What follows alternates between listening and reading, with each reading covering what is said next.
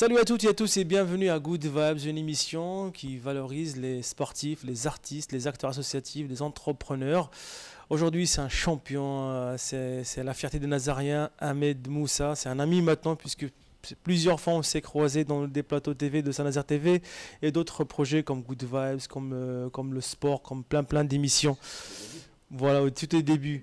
L'émission est animée par Anaïs Dekréli, notre animatrice, notre chroniqueur Rafik Merniz. Et on est ravis encore une fois d'avoir Ahmed Moussa avec nous, un joueur, footballeur du SNAF.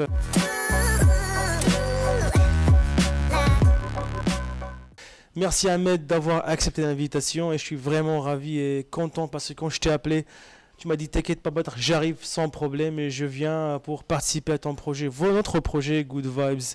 Voilà Ahmed, qu'est-ce que je veux dire? Si je peux te répondre, c'est pour moi logique de pouvoir répondre à ton invitation parce que je suis très content de ce que tu fais ici à Saint-Nazaire. Tu es quelqu'un qui est arrivé il y a quelques années, qui a fait beaucoup de choses pour cette ville et je vais moi aussi essayer de m'inspirer de ça pour pouvoir faire des choses par la suite. Là, le football me prend beaucoup de temps donc je ne peux pas pour l'instant m'investir comme toi.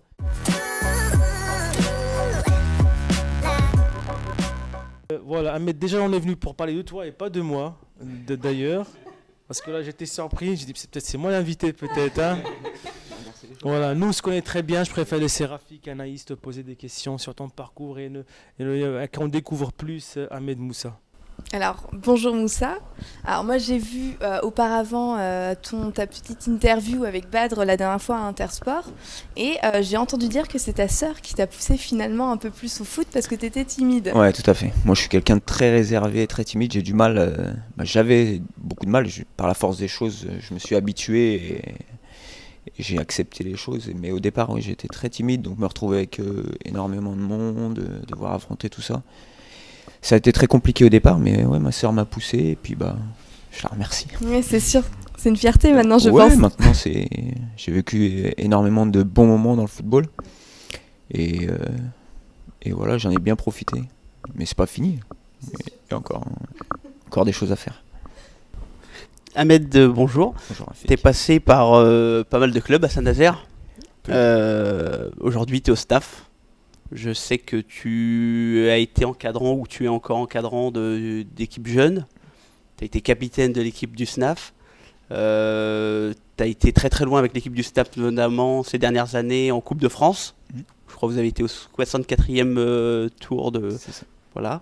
Tu as participé à la montée du SNAF en National 3.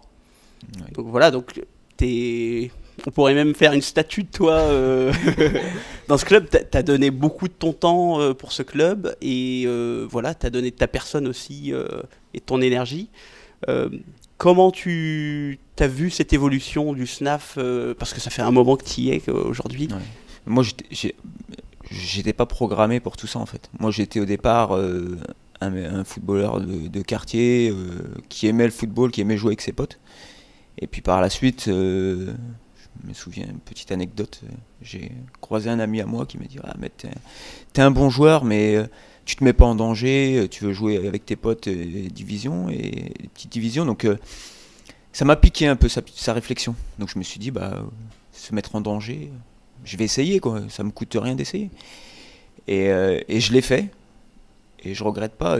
Ça a été pas simple au début, parce que quand j'ai signé à Saint-Nazaire, j'étais pas titulaire au départ, on m'a pris un peu comme un joueur de complément et au bout de un mois ou deux, j'ai gagné ma place et on m'a donné le brassard. Donc voilà, c'est une belle preuve de confiance.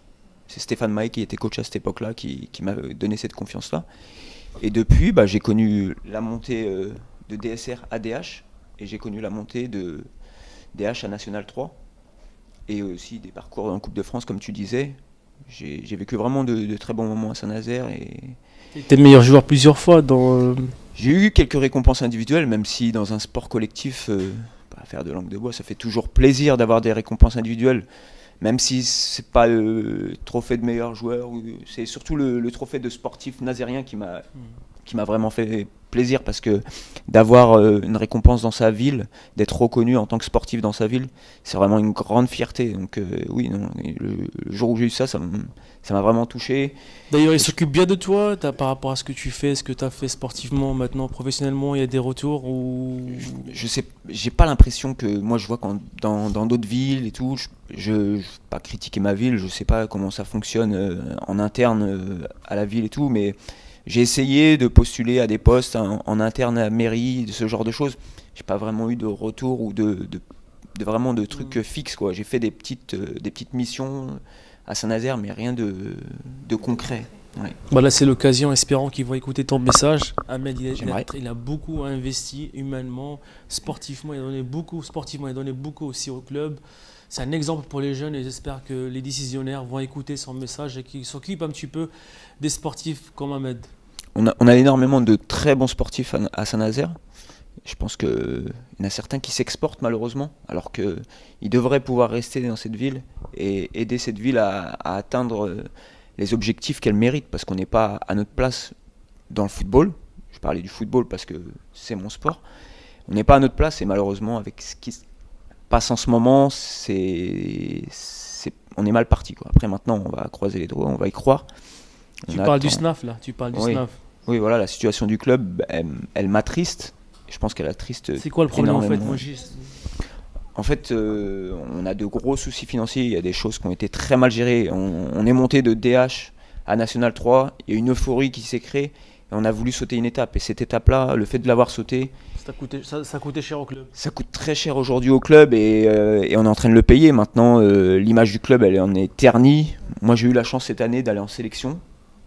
Où j'ai joué avec... D'ailleurs, la sélection, t'en es où pour la sélection départementale, régionale là, en fait, c'était la sélection des Pays de Loire et on jouait contre les autres régions. J'ai eu la chance de découvrir ça, d'aller jusqu'à Lens pour jouer contre la sélection Hauts-de-France. Et c'était vraiment une très belle expérience. On est parti 2 jours. T'as marqué des buts? J'ai pas marqué de but, mais... T'as contribué? Ouais, on a contribué, c'était sympa, on a passé 2 très bonnes journées, on a gagné contre Hauts-de-France. D'accord, ok. Voilà, et on a rejoué contre l'Île-de-France, donc la région parisienne, et là à ce moment-là on a perdu, et donc on est éliminé. Mais très belle expérience. Loin quand même. Ouais, non, c'était sympa.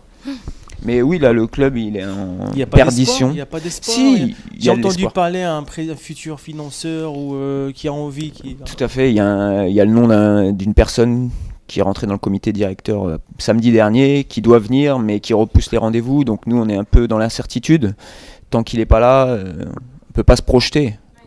Tout à fait. Donc pour le moment, on est dans l'incertitude, on attend. Positif, la ville, je sais pas, On est surtout triste. On est surtout triste de la situation. Comme je disais, moi j'étais en sélection, les gens parlent de nous.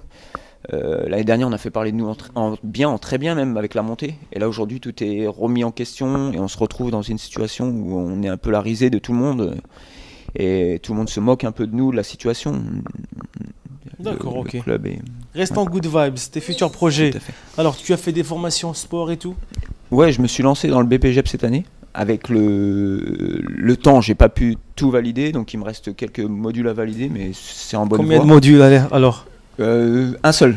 C'est quoi? C'est un dossier? Voilà, c'est un rapport de projet ou quoi? Projet, voilà, tout à fait. Et donc il y a beaucoup de travail de fait. T'as fait quoi tu proposes quoi comme projet dans le dossier? Alors mon projet, c'était l'alcool, les addictions à la drogue, ce genre de choses-là. Chez les jeunes aujourd'hui, même à la chicha, parce que je sais pas si en fumer, parce que j'ai jamais essayé. Non, moi je sais parce qu'en fait j'ai travaillé à la Rose des Vents pendant 3 ans. Et notamment, je travaillais les questions de prévention des addictions. Donc, je sais par ce biais-là. La chicha fait mal alors. Pas que la chicha, toutes les drogues font mal. Parce que la chicha, j'ai l'impression que les footballeurs, ils font ça. Tout à fait, c'est devenu une mode. C'est un effet de mode. Tout le monde veut aller en chicha, fumer, boire un verre. Mais c'est vrai que c'est mauvais pour la santé. On se rend pas compte. Autant que la cigarette, les drogues et tout ça. Donc, on a boycotté grave les gars de la chicha. Malheureusement, je vais pas me faire des amis là, je vais me faire tricard de toutes les chichas de Saint-Nazaire. C'est pas grave. Il n'y en a qu'une. Tant mieux. Ton dossier à ce niveau-là. Donc le dossier est fait, il n'y a plus qu'à le valider. On parle du dopage aussi. On voulait essayer de faire venir des sportifs et de pouvoir les faire intervenir dans les clubs nazériens, par exemple le SNAF. Ouais, donc tu as pas mal de choses finalement à proposer, même au niveau de ta Oui, vie, voilà. s'il y a- C'est pour ça que là, au jour d'aujourd'hui, la question se pose de continuer à ce niveau-là, parce qu'on s'entraîne énormément. Donc, ça prend énormément de temps. Donc, pour se projeter sur autre chose, c'est très compliqué. Maintenant, voilà, c'est ça. J'aimerais peut-être retrouver un club inférieur que je peux aider à faire grandir. Ici, dans Saint-Nazaire, c'est alentours ou ailleurs ou loin? Non, tu peut-être. postules, tu commences à postuler? Non, j'ai des propositions. Ah, J'ai d'accord, j'ai ok. eu des contacts. Maintenant, j'ai tout mis de côté en attendant que la situation du SNAF se règle. Parce que moi, mon objectif principal, c'est de rester au SNAF. C'est mon club, c'est le club de ma ville. Donc, En plus, Saint-Nazaire, tu dois pas la quitter comme ça. Il faut tout Oui, ce que non. tu as donné, c'est un peu du gâchis de partir comme ça. oui, c'est sûr. Maintenant, le gâchis, je pense qu'il a été fait en interne au club. De se retrouver dans cette situation-là, c'est pas normal. Je pense qu'il y a des choses qui ont été très très mal gérées. Maintenant, je ne vais pas rentrer dans les détails. Oui, voilà, on a des exemples, et même au club, on a connu cette situation-là, c'est un éternel recommencement. On a connu ça à Saint-Nazaire, où le club, il a changé de nom énormément de fois, c'est parce qu'il y avait des dépôts de bilan, et ce genre de choses. Maintenant, on n'apprend pas de nos erreurs, et puis j'espère qu'on ne sera pas encore puni ce coup-ci, et que ça va le faire. Parfait. Du coup, d'autres questions? C'est l'avenir? Parlons avenir peut-être. Parlons avenir de Eh ben oui, justement, donc au niveau de l'avenir, donc toi, qu'est-ce que tu recherches aujourd'hui, donc au niveau SNAF et puis au niveau aussi professionnel? SNAF, moi, j'ai pas envie d'arrêter de jouer. Je me considère encore comme un joueur de foot. Donc Comme du bon vin, toi, comme on dit. Hein? je Parce sais que pas. j'ai l'impression les dernières années là que tu t'as Oui, réussi c'est vrai que bien j'ai- mieux que au début de carrière. Oui. Ouais, C'est ça? tu te développes Ouais. finalement, tu, Tout à fait. tu montes en J'ai niveau. ouais, j'ai fait les choses un peu à l'inverse. Mais oui, non, je profite de ces dernières années. Et puis, peut-être plus je m'approche de la fin, et plus j'ai la motivation, et plus j'ai l'envie. De continuer. Voilà, c'est ça. Et de prouver, parce que le fait de se retrouver à l'entraînement avec de très bons joueurs, parce que moi, j'ai pas connu de centre de formation, ni de tout ça. Moi, j'ai appris à jouer dans mon quartier. Donc, je découvre un peu beaucoup de joueurs qui sortent de centre de formation. Donc, j'apprends d'eux. Ouais, aussi. Et j'ai pas envie d'être ridicule, donc j'essaye de donner Meilleur plus que voilà pour répondre aux attentes des entraîneurs que j'ai eu.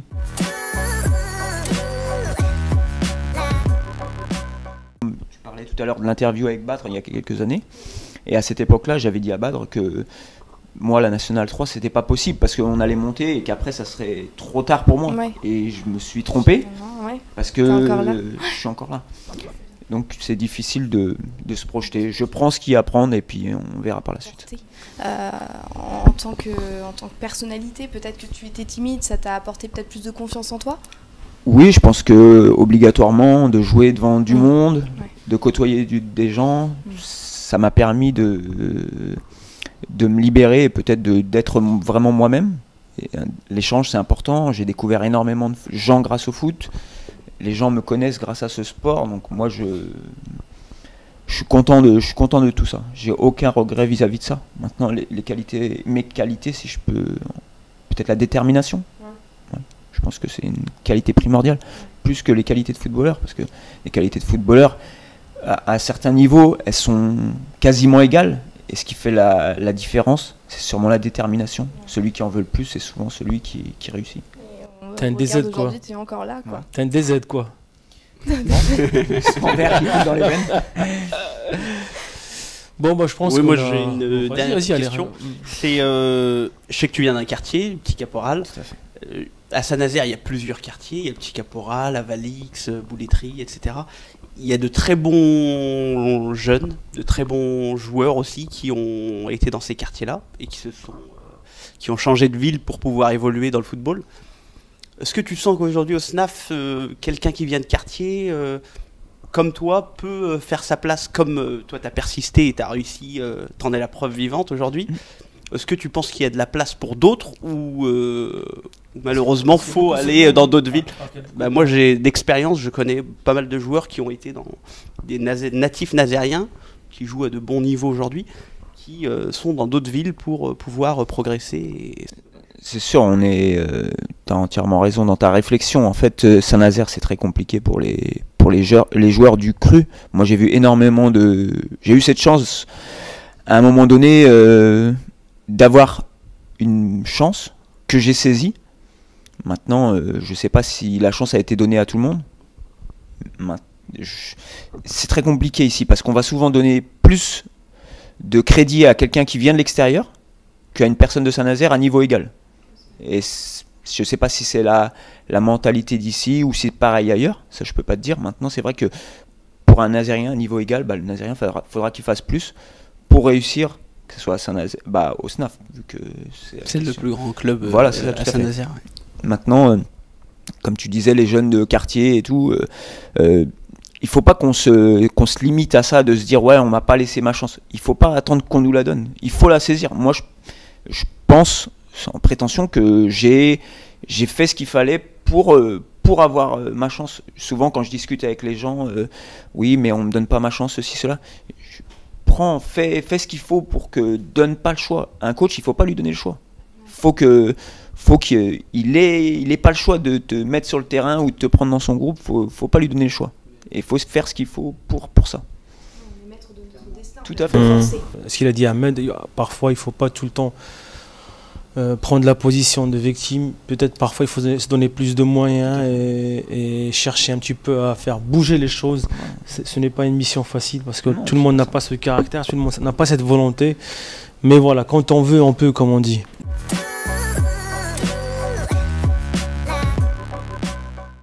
J'ai bien parlé là. Ouais, très bien, Bon, je pense qu'on a parlé de tout avec Ahmed Moussa. Encore une fois, Ahmed, merci beaucoup d'avoir accepté l'invitation. Je redis, je t'ai appelé, tu m'as dit, ok, t'inquiète, pas battre sans problème. Et ça me touche vraiment des gens comme toi qui... C'est une sorte d'opportunité qu'on ne rate pas. C'est pas une grosse chaîne, mais tu as joué le jeu avec nous et ça me fait plaisir. Ça me fait plaisir et ça fait plaisir également à mes collègues. Merci Rafik, merci Anaïs, merci Ahmed, merci à tous les gens qui nous soutiennent derrière les caméras, les financeurs, les partenaires publics et privés et les gens qui nous aiment, qui nous soutiennent sur les réseaux sociaux, qui like souvent, qui partagent. On ne peut pas tous les remercier, mais je profite pour leur dire merci à vous tous et bonne continuation. Je vous donne rendez-vous pour une prochaine émission Good Vibes. Ciao.